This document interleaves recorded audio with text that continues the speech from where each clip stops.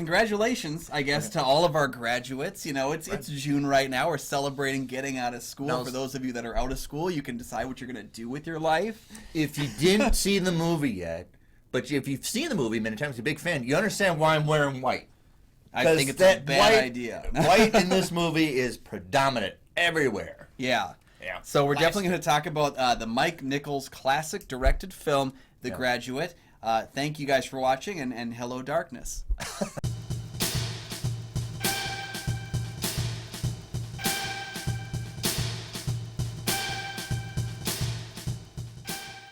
Hi, everybody. Welcome back to the show. I'm one of your hosts, Kyle Goethe from GoatFilmReviews.com. Hi, I'm Ben. No, I'm just kidding. Hi, I'm Nick from the St. Paul Filmcast. Thanks for following us. Thanks for watching. For our loyal fans, thank you for continuing to support the show. You can follow the show on Twitter and on Instagram. Please leave a like or subscribe. Tell your friends about the show. We greatly appreciate it. It's a little step for you, but it's a big help for us. Yes, we do have a Patreon. Check that out for some great content, as well as opportunity to tell us what movies we can review in the future, just like Tyler Prawl did a couple episodes back. Both Kyle and I are members of the Minnesota Film Critics Alliance. Check out that webpage for critics reviews as well as ours. And today we're considered, when everybody says what's the top films of the 60s, it's always in everybody's top 10 list. It's The Graduate. Can't fight it. Yeah. All right, college grad Benjamin Braddock is back home, and he has his whole future ahead of him. How depressing. He's quickly seduced by an older woman and told to both relax and get serious. Now Benjamin has to figure out what he really wants just in time to stop everybody else for doing it for him. This is completely based on a book called The Graduate, written by Charles, what the heck is his Webb, I name? believe. Charles Webb, who completely disavowed growing up in a rich family. In fact, in real life, he disavowed his parents' inheritance. And he didn't take any money from this. He took like $20,000 for the rights to make the movie of it. So if anyone has that extra money, you can always send it my way. So. Right. And it was adapted to a screenplay. Two people get credits, but predominantly this is a Buck Henry screenplay. And Mike Nichols did attest to it. It's almost completely Buck Henry, even though the first draft was written by... I think Calder Willingham did the first draft. But yeah, you can see that the molding that took place. The irony, of course, is that Buck Henry didn't have a lot of confidence in his screenwriting abilities. He said, I can't do that. I've never done that really before. Right, because he did TV, he did for like Steve Allen show, very much TV one-line punch gags and stuff like that. Yeah, and if you watch when Buck Henry has hosted Saturday Night Live during its early days, like you can see TV as his comfort zone. Right. Both in writing and performing. Hosting that like 10 times over in 3 years. Yeah, 3 years. Like I've got those seasons on home video. He's back a lot. I thought he was always as a kid. I thought he was just a member that he just didn't want to sell up because he looked homely. He's in the movie The Graduate. He is the hotel clerk. The clerk at the desk there, and he's got a great exchange with. He's got one of the funnier moments of the film because. Are you having an affair? Are you with the affair? And that's a case too. What's really funny is that some of the best written lines in the film and the most like double entendre ones are from the guy who actually wrote the screenplay. He knew exactly what he was doing there. Side note: Buck Henry would go on to write the screenplay "What's Up, Doc" for Peter Bogdanovich, the screwball comedy that's very influenced our Marx Brothers kind of gag punchlines. Oh, okay, yeah. Yeah, so he's comfortable with the comedy, but he would go on to really blossom his comedy writing with the screwball "What's Up, Doc." So written by Buck Henry, we got the book, directed by Mike Nichols. Mike Nichols came from a comedy duo with Elaine May. It was May and Nichols. They would do albums. They would do live show duets. They won a Grammy for one of their albums in the 50s. And then when they broke up, he began directing and producing theater, and that's where he got it, producing like Neil Simon's scripts and stuff like that. And then finally, new artists approached him, maybe you want to direct movies, and the first movie he directed was a play that was really successful, Broadway play, Who's Afraid of Virginia Woolf. When he was very successful, that movie launched, you get to do opportunity to do another, and he does this book. Yeah, it's interesting because I either find myself with Mike Nichols expecting a comedy and getting a drama, or expecting a drama and getting a comedy. Yes. He just lives in those lines, those dramatic but it's hilarious at the same time zones, that it can make it difficult if you're in the wrong mindset for a film.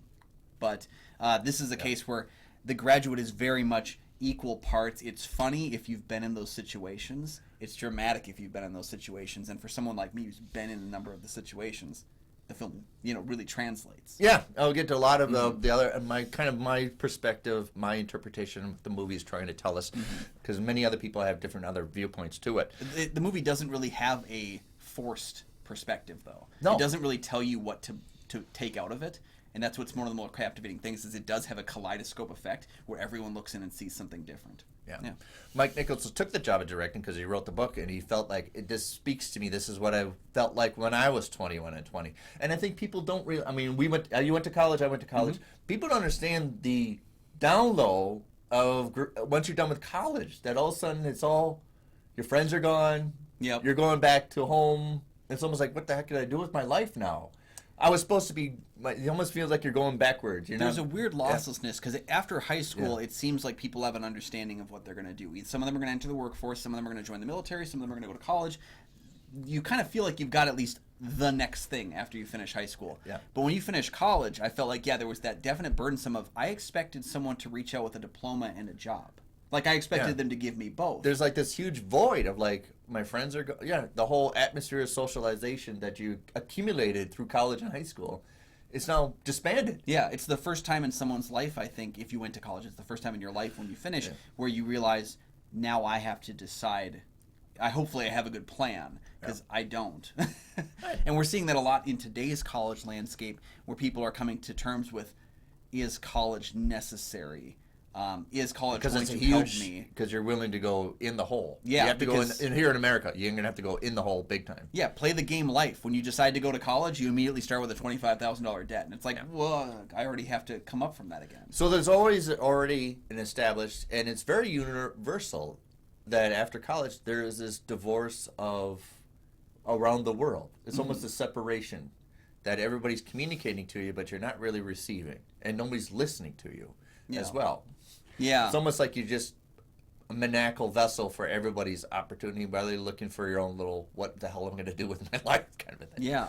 Well, that's the centralized question that Benjamin Braddock, Dustin Hoffman's character, is coming to terms with, is the fact that half the people in his life are telling him, you've earned your relaxation time. Go ahead and float in the pool. And the other half are like, it may be time to get serious and figure out what you're doing with your life. Yeah. Telling him, not asking him, telling him. Yeah. So Mike Nichols approached this because he felt very strongly about it. He felt like he was Ben when he was in college. I would associate very much like people were my age, right, the 2021, when Fight Club came out. And that spoke to me.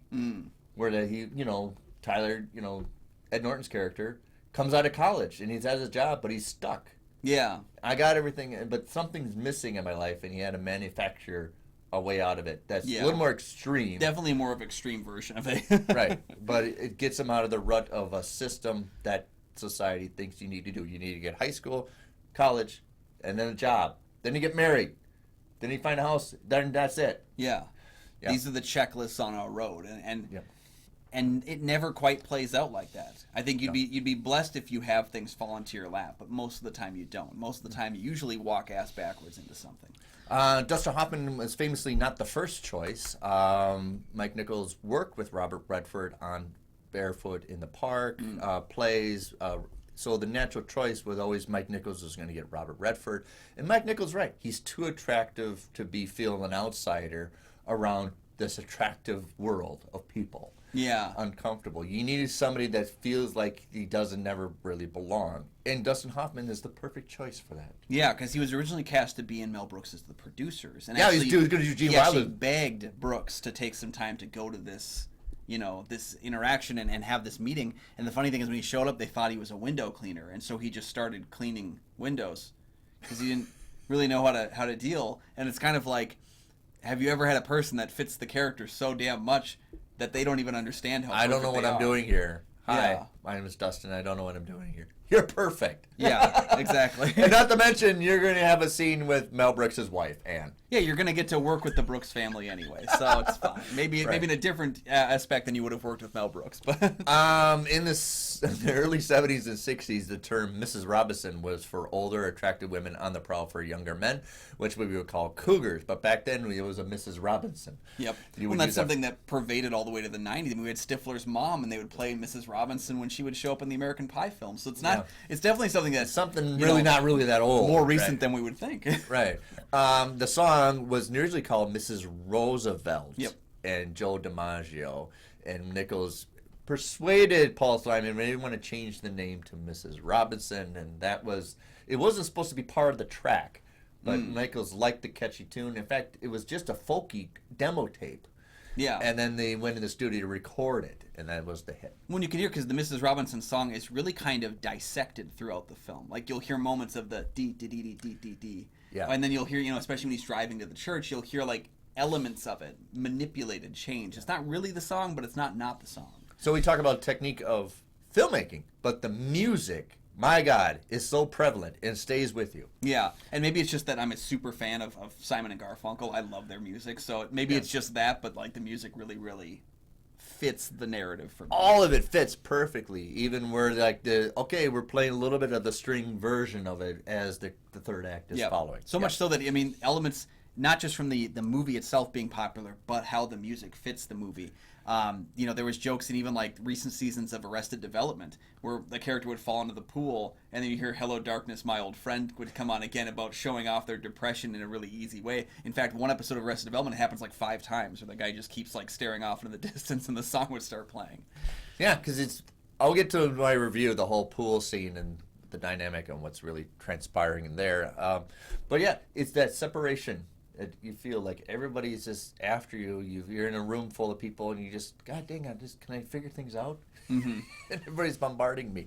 But yeah, music, and I love the editing of this. That dialogue always starts the scene kind of first before we get to the scene. Like he's in the pool, then we hear the dialogue of him and Mrs. Robinson conversing. Yeah, we don't really know where we are when every scene starts. Yes, we know that the plot is moving forward. We are hearing information that is important to the plot, that is carrying, but we don't really know where we are. We're kind of lost, which seems to fit. Yeah. So, of course, up next is our review of The Graduate. I don't think I've ever appreciated it as much as when I did watching it yesterday. Is Murray Hamilton playing the mayor from Jaws, or is just always playing Murray Hamilton? It would explain his crankiness 8 years later when he's not willing to close the pool down for some dead people. Yes, this would be required viewing if I did a film class. I will love the aspect, if you watch it many times, everybody's talking at Ben. Nobody's listening to him at all. Even when Murray Hamilton, what do you want to drink? Bourbon. And he pours him a scotch. And that happens like 3 times. What are you drinking? Bourbon. Scotch. Because nobody turns down scotch. In my generation, which Murray Hamilton did, no, you're not going to turn down scotch. Here. Well, it's also, what are you drinking? Obviously, I'm going to mold you. Everyone in the film is molding Ben, and it's partially because the molding. When you leave school, you are a piece of putty, just looking for some sort of mold to fit into. And I think that's what's so interesting is that for the first half of the film, everyone's like, "Oh, relax, enjoy yourself," and so he does. And then you know what happens? We punish him and say, "Maybe you should stop relaxing and figure your life out." And he's like, "You just told me to do this." Like, Miklos overlays this kind of metaphor of an aquarium. Mm-hmm. Even Ben has an aquarium in his room, which he watches, and he stands behind the beginning of the scene. One of the scenes, he's standing behind an aquarium. Yeah, his car keys end up in that aquarium. Car keys ends up in the aquarium. He has to fish them out, and that's intentional too. And what Miklos, and I think the book is trying to emphasize, is that's how he's viewed from the other people around him. Yeah. He's just a fish to toy. We got to feed him and play with him and kind of point him this is where you need to go. Mm-hmm. And not to mention, that's almost him saying, I got to get out of this aquarium. Yeah. Even though I'll achieve what you want me to do, I'm not going to do it the ways you want. In the end, both his parents want to marry Elaine. Mm-hmm. It's what's expected. It's what's expected. And at the end, eventually do, but they're all agitated. Yeah. Yeah, the whole ecosystem around Ben is trying to tell him how to live his life. And, it reminded me a lot of, for example, I have cats. When my cats do something I don't want them to do, one of the ways that you can get them to stop doing that is to turn them into a different direction, and they'll just start walking in that direction and find something new to do. That's essentially what the people are doing around Ben, is he's moving forward in this way. Maybe he's a little lost, but they're picking him up, and they're turning him to the left, and he's going to keep going in this direction now. He's doing what people tell him to do, but no one's telling him the same thing. Right. And that's conversation of Well, there's two different ways I think the pool scene works because he gets new scuba gear from his dad. I don't think he asked for it. He just got it. Yeah. And it's very abstract thing. It looks like an abstract film because he's standing on his cue, open the door, and start walking. Yeah. But then they put the camera on with the mask, so you get from his point of view of just feeling like, you guys just look weird to me. Yeah. And you almost get his perception of what they think. But for them, they just feel like they're being supportive. And then, of course, he just jumps in the pool. And that's a metaphor. This is what they want him to do, be a fish in the aquarium. But also, this is where he's struggling. He's drowning. Yeah. Yeah, the drowning metaphor is there constantly. The sinking, the drowning. Yeah. It's one of those movies that you think that the metaphor is maybe smarter than it is. Yeah. But it's a very simple metaphor that's just very well done. It's not overhanded. Yeah. Even though it feels like it. Yeah, as a viewer, you're kind of thinking like there's something more that I'm not seeing. No, you're seeing it. It's right there. It's very surface level, but it is very well put together. There's an idea too. I think that a lot of us, when you hit a certain age in your mid to late 20s, when you realize adults have no goddamn idea what they're doing. Like, there was no class on how to do my taxes. There's no information on how to be an insurance. Adult. What the heck? Yeah. I remember when I graduated high school, someone gave me a book that said, Where's Mom Now That I Need Her? Which is, it's just a collection of things like, if you've never washed your own clothes before, here's how you do it. Like, it's a manual for things you probably should know, and you have no idea. And you maneuver through life just figuring it out as you go. And that's maybe the most frustrating thing for Ben, is that he's supposed to know these things. Right. There's a great scene of him and Margaret. They're in bed after what transpired, and he just wants to talk to her, get to know her, and she doesn't want to do it. She shuts him down. Eventually, he finds out, well, let's talk about art. Well, I didn't want to talk about art. We'll talk about art. And then he's like, well, what did you go in college for art? She went to college for art. And you realize the moment in that whole movie. It's gag. It's supposed to be funny, but also tragic. Here's somebody who inspired to be an artist, but she traded all the way to what she seemed to be an adult. She fit the societal mold. Yeah. She's now stuck in the mold, and she's mad that he's going to break out of it. Yeah. And all the procedures that she went through, he's rebelling against, including, you can do the metaphor of breaking into church constructs. Yeah. But, even when you look at Mrs. Robinson, what she wants more than anything is not to be with Ben, but to be back in his shoes again. To be back and be able to make the choice, make the right choice this time, and make a choice for happiness and not for specific monetary and something reasons. that she can have a waste away. Yeah, but the sad thing is, if she were back in his shoes, she'd make the same decision. Yeah, and it's almost that you're angry at him for what you've. Yep, and it's part of those reasons why I feel like she is so opposite to his going after Elaine. Less so than the oddity of I just slept with your mother. Less so than that, it's almost that making the choice to be with Elaine. She sees that they'd get along together, and it bothers her because that would be the right choice for him.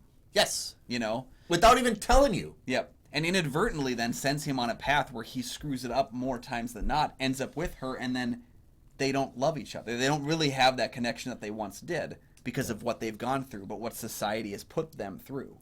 And the ending fits perfect. It's not an adulation. It's not a congratulation. It's not celebratory. It's, oh my God, what the hell we just do? Yep. And what do we do now? What do we do now? Benjamin is a character that's pretty pathetic. He's not a very, by the end of the film, he's not very likable. I don't think he would do a heroic thing in his life. Yeah. And I think he reminds me a lot of, there's a couple guys I went to high school with. I love you guys, if you know who you are. There's a couple guys I went to high school with who had something great in their lives, but they wanted something different.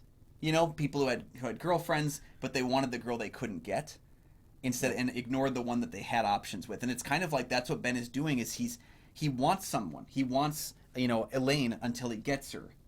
And then he doesn't know what he wants anymore. And that reminds me of that last scene, which actually was improvised because they were supposed to just be jovial laughing at the end of the film, and they couldn't get the shot right. So he just kept the camera rolling as they got depressed. Right. But it's the reality, almost far more real than any movie talks about marriage. Yeah.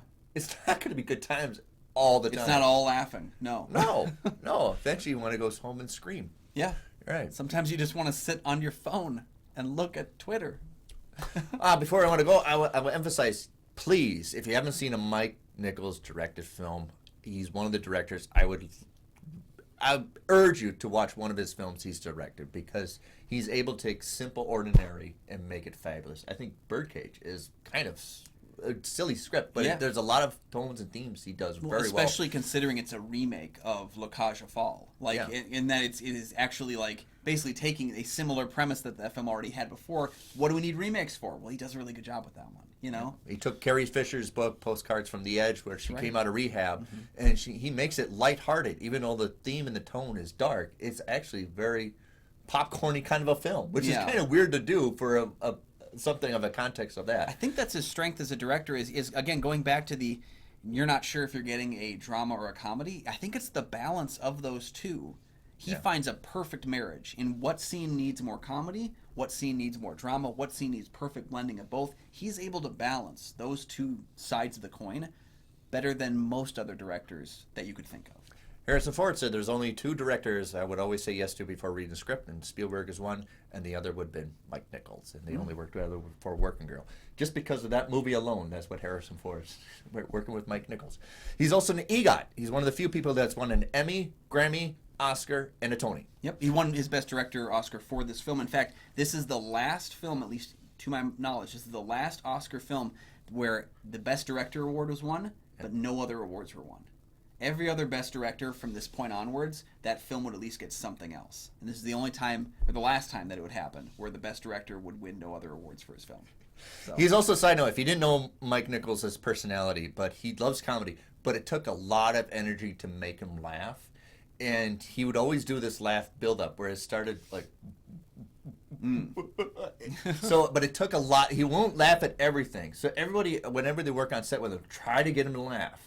And even Rob Williams was stagnant to get him to laugh. But once you did, if you got it good, it slowly build up, and then he would laugh for like hours about the same thing over and over again. So it was always a trick to get him on set and try to get him to laugh. Try to crack him a joke, and he'd be like, But to get that big bellowing laugh that he always did was almost like telling a joke to Jerry Lewis and he'd laugh at it. Yeah, maybe part of that is then he's telling his actors subconsciously, stop trying to be funny and be funny. Right, yeah, right. Dustin, don't act. Just be you, man. Just stay in the corner and be awkward. Go clean those windows. Go clean those windows.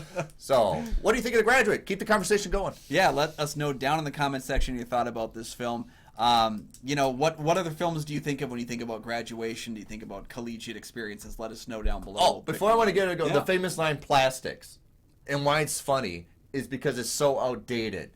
It's almost like somebody in their 50s telling a college kid, now, you know what you need to do? Computers. Computers are the way. Yeah. Which is the same pitch, he almost like plastics. But you're like, it's 67, man. In about 5 years, it's going to be Bitcoin. Right, yeah. You know? So it's almost like your grandfather saying, you need to get in computers, man. It's like... I think it's the only film on AFI's 100 best quotes of all time that is one word. That's why it's so funny. Because of course, everything's plastic, man. Yeah. Yep. Actually, I wrote a movie that featured a homage to plastics with textiles, and it's like 2023 telling somebody you maybe should get into IT. Yeah. How about the Nintendos?